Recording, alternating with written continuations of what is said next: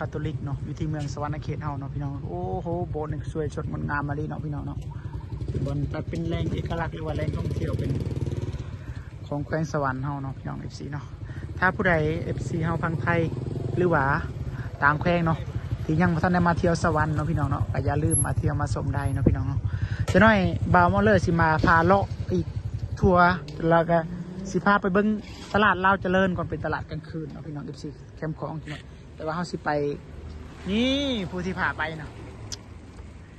บาวบัวไหลเฮาเนาะพี่น้อง FC บ่เป็นบัวละบาวบัวไหลพักกินเนี่ยบ่แม่นเด้อเดี๋ยวนี้บาวบัวไหลสวรรค์นั่นนี่นะพี่น้องเนาะ FC เนาะ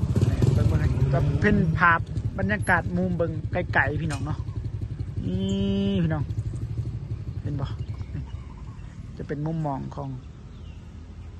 โบสถ์คาทอลิกพี่น้อง FC เนาะพี่น้องเนาะมาพี่น้อง